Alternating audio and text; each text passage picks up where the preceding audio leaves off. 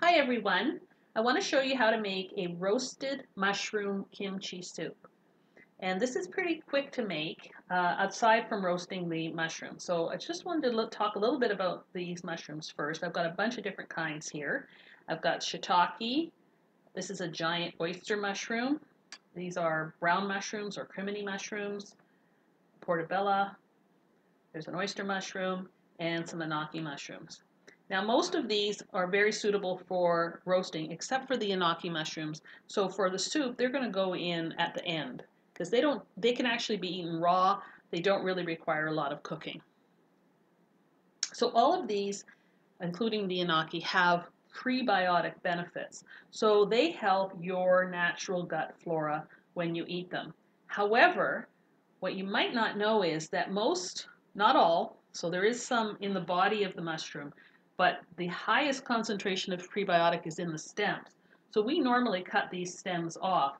And so what I'm going to suggest to you is you not do that. Now, if they've got a lot of dirt on them, you can wash that off. Or, for example, in the case of this shiitake, it's got dirt right on the end. So I'm just going to cut that little bit off and leave the rest. And then these roast all very nicely. This one has a chewy texture, and it's almost all stem, so you're going to have a lot of prebiotic fiber there. We normally cut off these stems with crimini or brown mushrooms. We're going to just cut off the very tip like this and leave the bulk of the stem there. And we're going to do the same thing with the portobello. Now, I don't know if you know this about portobellos, but you can also peel back the skin like this. There's often a lot of dirt on the top part, so you can just take that right off if you like. Okay. For the oyster mushrooms, there's a lot of sort of dirt built in here, so we just want to cut off that part and we want to sort of separate them all out so that we get little pieces like this. Okay. And then for the inaki mushrooms, what you want to do is, you can see how it's got all this kind of root stuff here. You just want to cut all that off. And then these are ready to use. Okay, so that's just a little bit about sort of, how you can use these different mushrooms. Mushrooms have many, many great properties. They are all a good source of B vitamins. A lot of them have anti-cancer benefits. As I mentioned, they're prebiotic. They have different vitamins, minerals. They're just an excellent little food. And if you like them, this is a great soup because you're going to get a lot of them. And so you get a lot of health benefits from just doing this soup because of the variety that we have in the soup itself.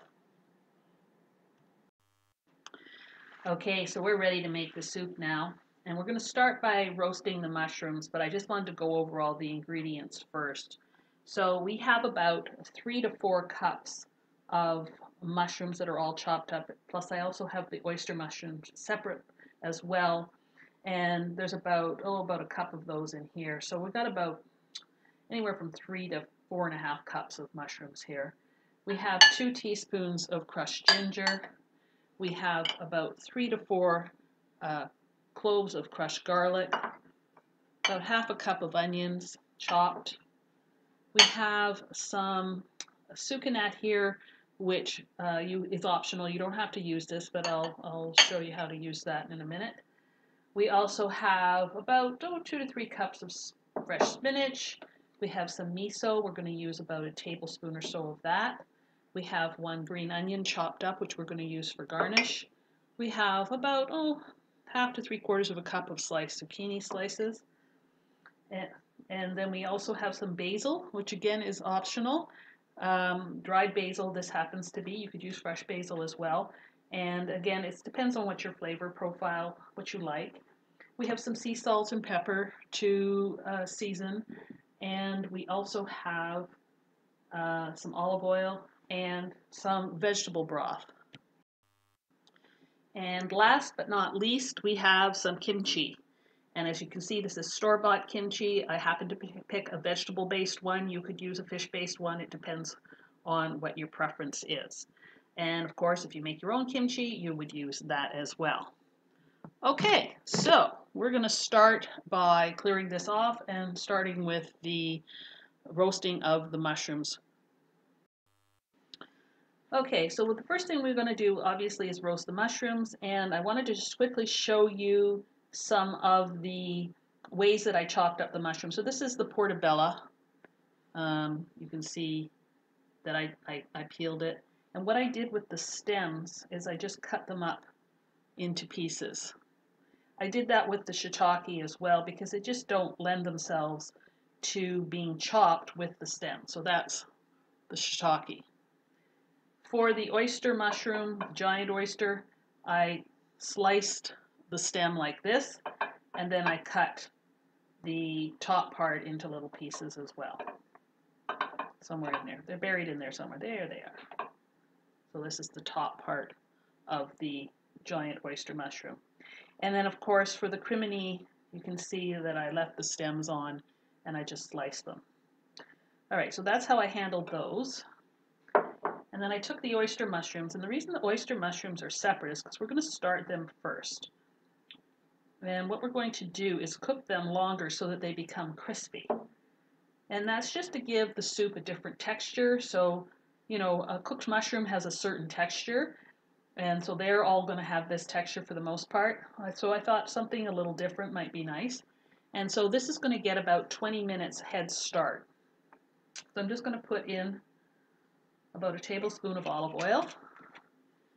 And I'm going to add some of the garlic, not all of the garlic, because I want to save some for the rest of the mushrooms. I don't want these to be overly garlicky. And we're just going to mix these in, give them a good coating. And I've set the oven at 400. And as I said, we're going to cook these for about 20 minutes, and then we're going to put all the mushrooms together and finish cooking. Okay, so these have cooked. They're not crispy yet. They'll get crispier as we bake them longer. They're starting to crisp up a bit.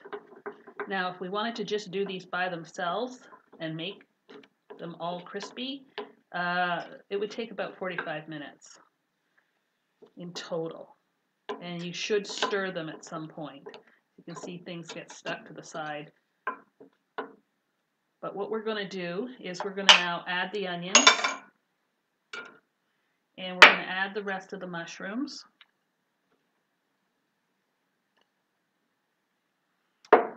We're going to add all of the garlic now.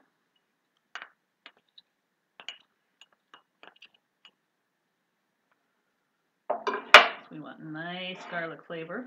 Now there is a fair bit of garlic in kimchi usually, so you know you will be getting more later on. Same with ginger as well. I'm not going to add the ginger until later anyway, but you don't have to get too carried away with the garlic or the ginger because there is some coming from the kimchi.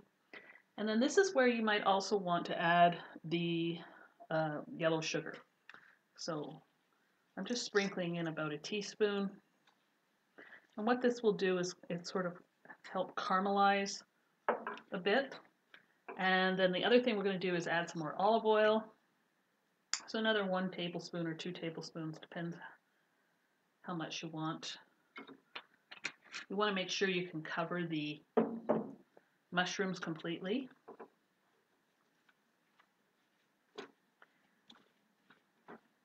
Now, if you were in a hurry, because when you see how quickly the rest of the soup goes together, you might think roasting these is a bit of a pain because it takes, you know, it's going to take about 20 more minutes for these mushrooms to cook. So if you wanted to do this in a hurry, you could just saute all of these in a pan before you add the rest of the soup ingredients, and I'll show you that when we put the soup together, you know, at what point you would do the mushrooms ahead of, and that would be a lot faster. The nice thing about roasting these, especially if you really like the flavor, is that what you can do is do these up ahead of time and then just throw the soup together at the last minute. So that does give you an option. You could even freeze these once they're roasted and then just have them ready for when you want to make the soup. Okay, so we got everything all nicely covered. And so now we're going to put it back into the oven and cook this for another 20 minutes.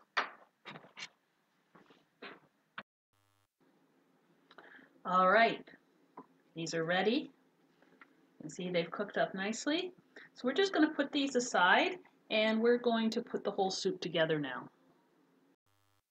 All right, so we're going to put the soup together, and this really is the easy part. So we're going to take our 2 cups of vegetable broth and we're going to pour that into the pot. And then we're going to start this on high heat because we want to heat this up quickly. We're going to throw in some of our basil. Oops, not that much. And we could have put this in with the mushrooms and roasted it with the mushrooms too. That works well. And it actually gives more flavor to the mushrooms as well. But it can go in at any point. And then what we're going to do is we're just going to lightly cook these vegetables. I've picked vegetables that cook very fast, and this is why this is so easy. But if you wanted to, you could actually use harder vegetables, but you would cook them first and then add these ones that don't take very long afterwards. So that could take as long as 10 minutes. Say you wanted to put in some sweet potatoes or some carrots or some broccoli, something that really has a lot of hard fiber in it. You would need a good 10 minutes for that to cook in the broth. And so you would do that ahead of time and then add these ones that don't take as long after. Now, if you wanted to not roast the mushrooms and you wanted to do the whole soup very quickly, you would also saute the mushrooms and onions first and then add the broth. You could do it all in one pot if you wanted to. I just think it's nicer when you roast them. It just has a nicer flavor to it, but it still works. And if you wanted to saute them in butter, that would have some really nice flavor. So you've got some options there to make this more quickly.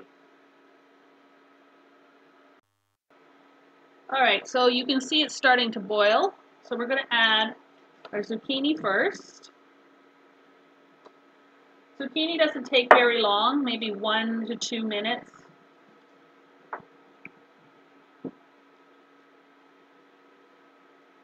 And it depends how much you like your zucchini cooked. I mean, just warming it up like this, some people would like it this way.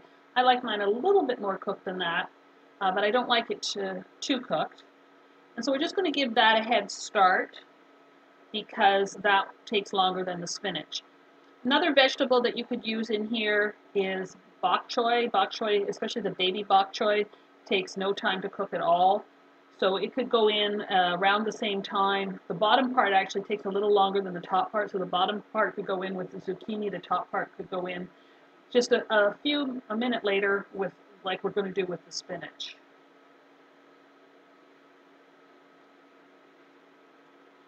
Give that a bit of a stir. You can also add your pepper at this time.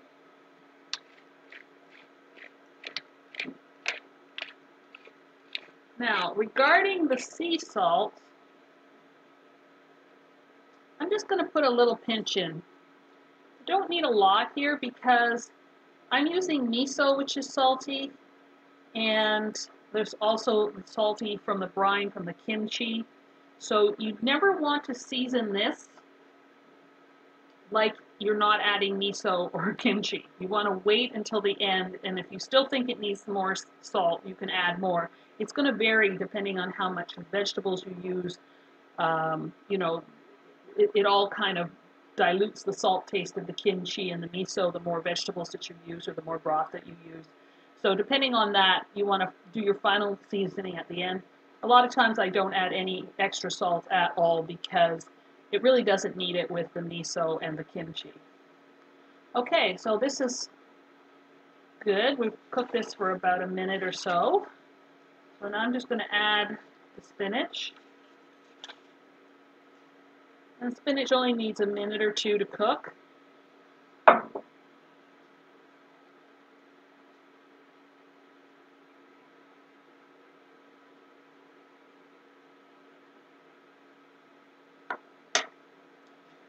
Now, depending on how you like your ginger, if you want to keep it fresh and not have it cooked out so that there's enzymes in there and that sort of thing, you can add it at the end, or you can add it now if you like. I'm going to add it at the end.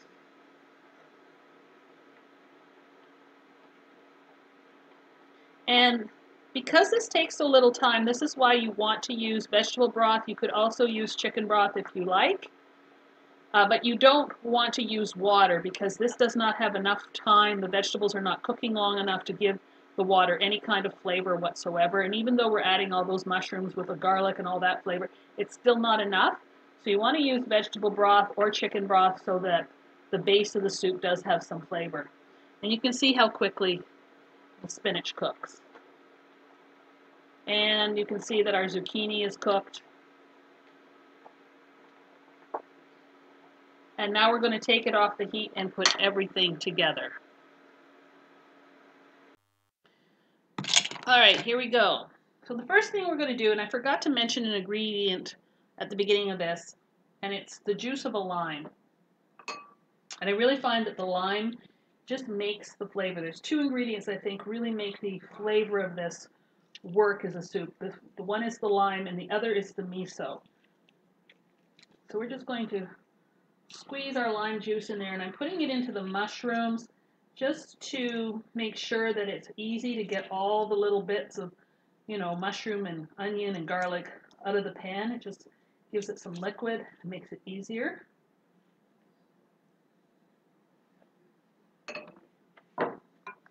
And then we're going to add this to our soup. Now this is warm, these mushrooms are warm.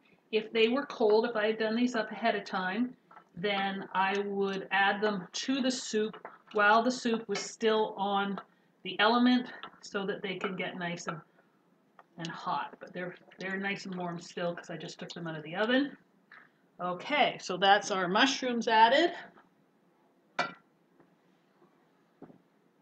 We can add our ginger now.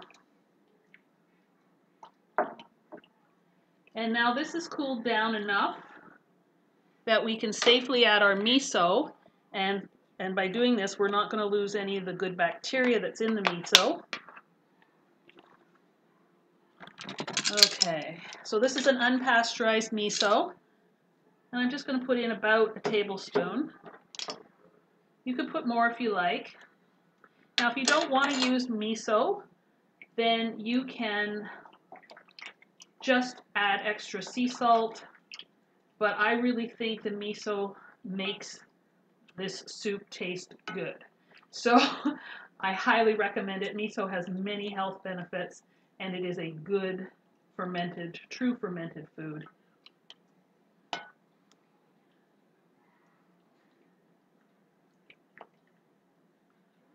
Okay, and that's the last thing we have to add is our anaki mushrooms. So we just want to break these all up and get them in. And again, they don't require much cooking at all. Again, I could have added those right at the end with the spinach if I wanted, but they can be eaten raw as well. And they won't be completely raw. They're going to get a little bit of softening here from the warmth from the soup. And now we are ready to put our soup into the bowl and serve it. Now you can taste it at this time and see if it needs more sea salt. I'm just going to give it a quick taste. And it does not. Could use a bit more pepper. All right, so now we'll serve the soup. All right, so I'm just going to scoop some of this into a bowl.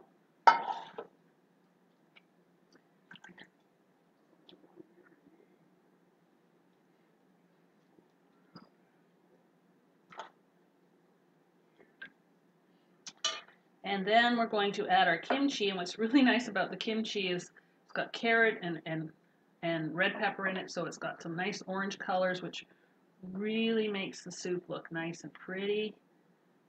Carrot in there. And then we're topping it with some green onions. And you can mix the kimchi in if you like, or you can just leave it sitting on top. Now, if you want the soup hotter than I have it right now, you can do that as well. You're not, if you've taken it off the stove and then you're adding the miso and the kimchi, you're not going to cook out the good bacteria. It's got to be cooked for a number of minutes before the bacteria dies. So you're good to go. This is hot, but it's not really piping hot. So it depends how you like it. Now, if you also like to turn this into more of a meal, I've used this and mixed it in with rice. I've added chickpeas to this or legumes to it. I've added chicken to it. You can do any of those things to make it more of a meal. It's whatever you want to do. And as I mentioned, you can also use other vegetables, but you're going to have to adjust the cooking time accordingly. What's nice about the kimchi is you are adding more vegetables. You've got cabbage, you've got daikon, you've got carrots. You're adding more garlic and ginger, and it really has a nice flavor that mixes very nicely with this.